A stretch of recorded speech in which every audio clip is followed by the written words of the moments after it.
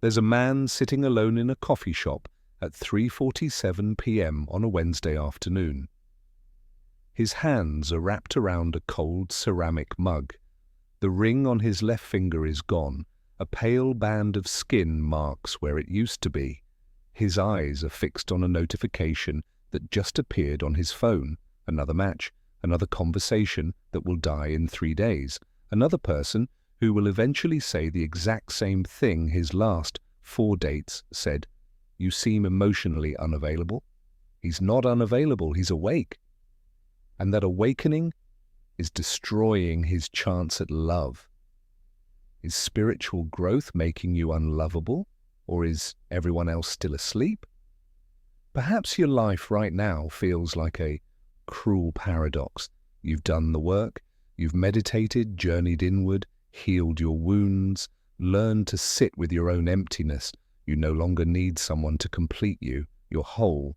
And yet the moment you sit across from someone at dinner, the moment the conversation turns to connection, you feel it. A distance you can't bridge. A language they don't speak. You watch them perform the scripts of modern romance, the playful banter, the strategic texting delays, the performance of need. And you can't do it anymore. Not because you're better than them, but because you've seen through the game. And once you see through it, you can't unsee it. The spiritually awake are facing a loneliness epidemic that no one is talking about. But 2,400 years ago, Aristotle understood something about love that explains exactly why you're struggling. He called it Philia, the concept of friendship rooted in virtue, not need. And today, you're going to discover how his system can help you find love without sacrificing your awakening. This might go against everything modern dating coaches tell you, but by the end of this video, you'll understand why being awake isn't your problem.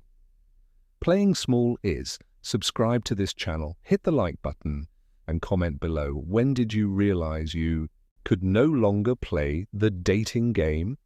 Let's begin. Chapter 1. The Man Who Couldn't Pretend Anymore. His name was Daniel, 34 years old, software architect, divorced for 18 months. On paper, he was doing everything right. Therapy twice a month, daily meditation practice, journaling. He'd read 47 books on attachment theory, shadow work, and conscious relationships. He understood his abandonment wounds. He knew his triggers. He could articulate his needs with the precision of a clinical psychologist. And yet every single date ended the same way. The woman across from him, lovely, intelligent, successful, would lean forward and say some version of this. I feel like you're not really here. Like you're observing me instead of connecting with me. Daniel would try to explain. I am here. I'm just not performing need. I'm not pretending I'm incomplete so you can feel wanted. They never understood. His last relationship, 6 months with a woman named Claire, ended on a Tuesday night. They were sitting on his couch, her head on his shoulder, watching some forgettable Netflix series. She turned to him and said, Do you even want me here? Like, actually want me? Of course I do. No, I mean, do you need me? Do you miss me when I'm gone? Do you think about me obsessively? Daniel paused. He wanted to lie. The old version of him would have lied, but he'd promised himself after the divorce he would never perform emotions he didn't feel. I think about you. I enjoy your company. But need you? No, I don't need anyone anymore. I worked really hard to get to that place. Claire's face changed, not angry, sad. That's the problem, Daniel. You're so complete that there's no room for me. I feel like an accessory in your life, not a necessity. She left 3 days later, and Daniel sat in his apartment, alone, wondering if enlightenment was just a prettier word for isolation. He tried dating apps, Hinge, Bumble, The League. His profile was honest. Looking for depth, not distraction. No games, no performance, just two whole people choosing each other. The matches were sparse, the conversations even sparser. One woman wrote, "You sound exhausting." Another, "You need to lighten up." A third unmatched after he explained he didn't believe in the concept of soulmates. He wasn't trying to be difficult. He just couldn't pretend anymore. Couldn't pretend that shallow small talk was connection. Couldn't pretend that anxious attachment was passion. Couldn't pretend that someone else could fill a void he'd already learned to sit with. His married friends didn't understand. "You're overthinking it, man. Just have fun. Not everything has to be so deep." But it did have to be deep, because surface-level connections felt like suffocation now. He'd rather be alone than pretend to be incomplete. The loneliness was becoming unbearable. Not the loneliness of being alone. The loneliness of being awake in a world of people still sleepwalking through love. That's when his sister called. "Daniel, you need to talk to someone." His sister Maya sat across from him at brunch, watching him push eggs around his plate. "Not a therapist. You've had enough of those. I mean someone who actually gets it." She slid a business card across the table. "Dr. Helena Stavros, philosophical counselor." She's different. She doesn't do the whole "tell me about your childhood" thing. She teaches philosophy, ancient stuff, Aristotle, Stoics. One of my colleagues went to her when he was going through something similar. Said it changed everything. Daniel looked at the card. Part of him thought it was ridiculous. Another self-help guru with a Greek name and a minimalist office. But the other part of him, the part that was tired of being alone, tired of feeling like an alien in his own dating life, that part was desperate enough to try anything. Chapter 2. The Woman Who Saw Through Him. Dr. Stavros's office wasn't what he expected. No diplomas on the wall. No leather couch, just a wooden table, 2 chairs, a window overlooking a small garden, and a single olive tree branch in a ceramic vase. She was maybe 55, grey hair pulled back, wearing a simple black sweater. She didn't ask him to sit. She just stood there, watching him, for what felt like 30 seconds. It was uncomfortable. Finally, she spoke.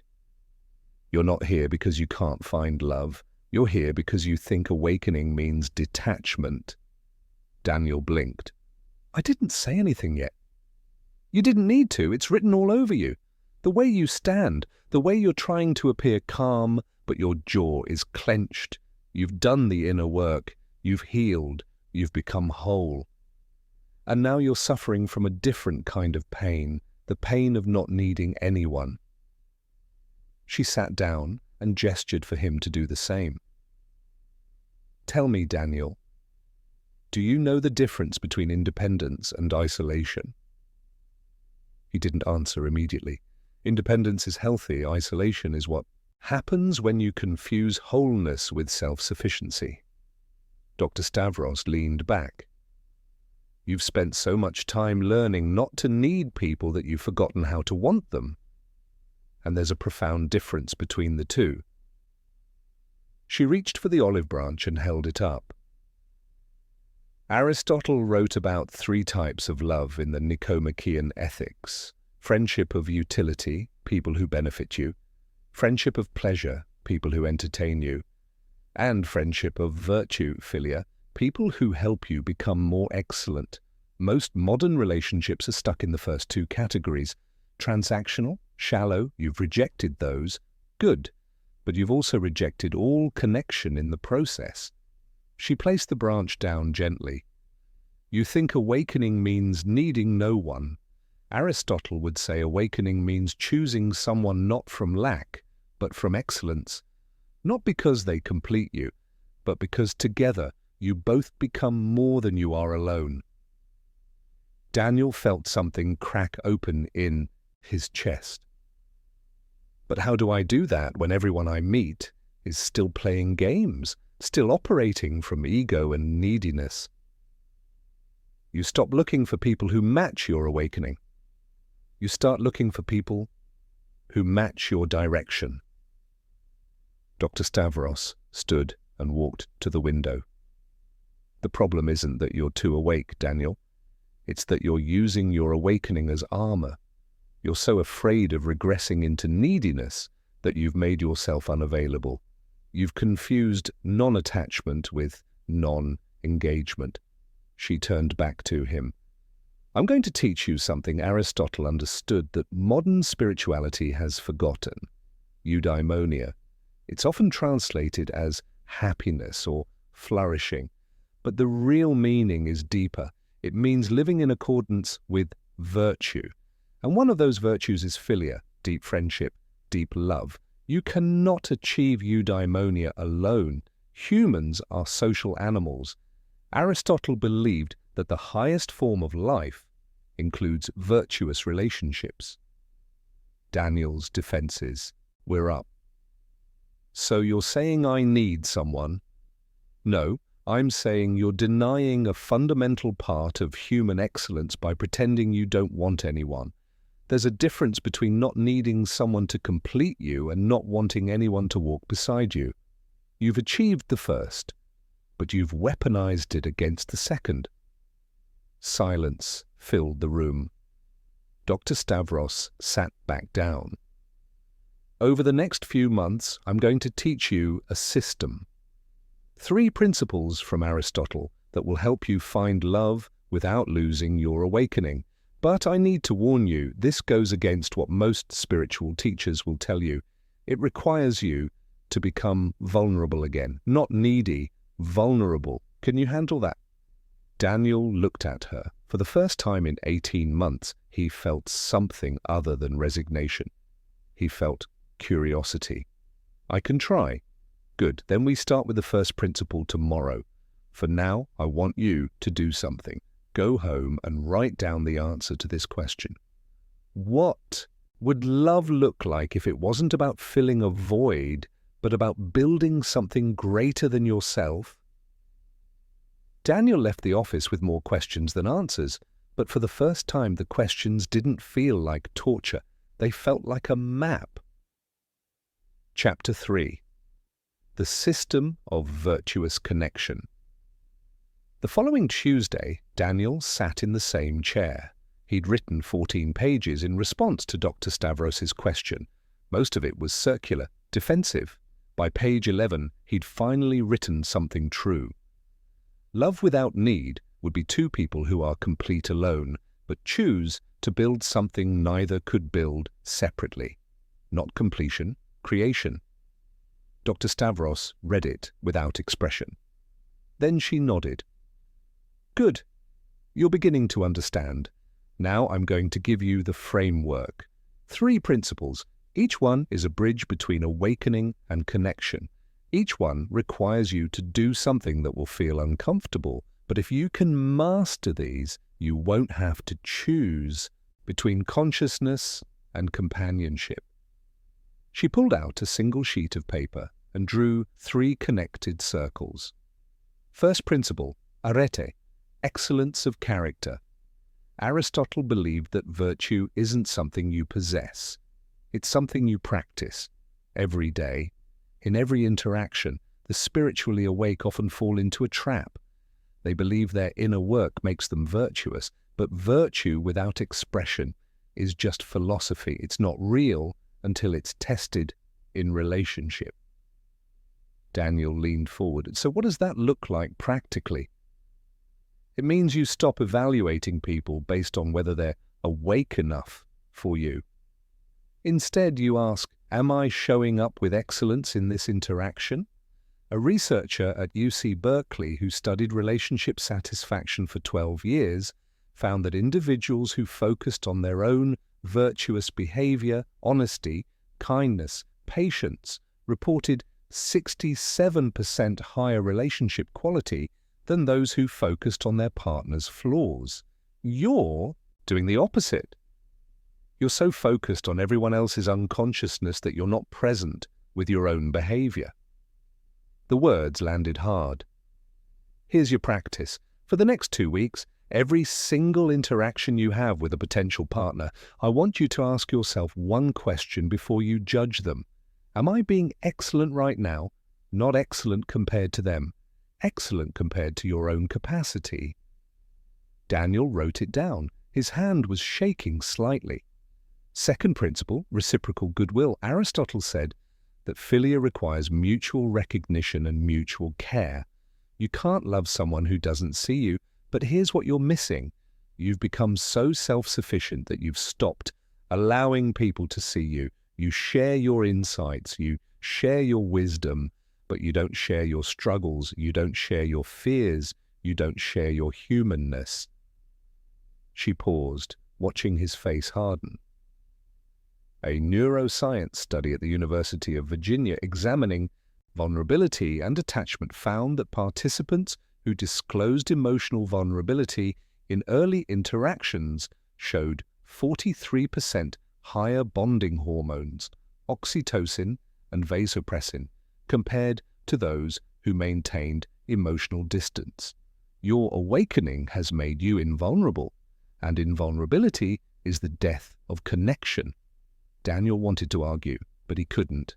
She was right. Your practice. On your next 3 dates, I want you to share one struggle, not a past struggle you've resolved, a current one, something you're actually grappling with, something that makes you feel human, not enlightened. His chest tightened. That feels like regression. No, Daniel, regression is pretending you need someone to save you. Vulnerability is letting someone witness your humanity while you save yourself. There's a profound difference. Third principle, telos, shared purpose. Aristotle believed that the highest form of relationship is built around a common goal, not just pleasure, not just utility, but the pursuit of excellence together. You're looking for someone who meets you where you are. That's a mistake. You should be looking for someone who's going where you're going. She stood and walked to the window again, a habit Daniel was beginning to notice whenever she said something important. Most modern relationships are built on compatibility. Do we like the same things? Do we make each other feel good? Aristotle would say that's not enough. The question should be, do we make each other better? Do we call each other toward our highest selves? That's telos, direction over destination. Daniel felt something shift. So I stop asking, are they conscious? And start asking, are they committed to growth? Exactly. Consciousness is a spectrum. Growth is a direction. You don't need someone at your level. You need someone on your path. She handed him the paper. Your practice for this one is the hardest. I want you to go on dates, not with the goal of assessing compatibility, but with the curiosity of discovering their direction. Ask different questions, not what do you do for fun, but what are you becoming? Not what are your hobbies, but what are you building? You'll filter out 90% of people immediately. Good. You don't want 90% of people. Daniel left that session with 3 practices written on a card in his pocket. Show up with excellence, share your humanity, discover their direction. For 48 hours he did nothing. The practices sat on his desk like a dare. Then on Thursday night he opened the dating app he'd deleted twice before. This time he didn't swipe looking for the perfect spiritual partner. He looked for signs of direction. A woman named Sophia, 31, non-profit director.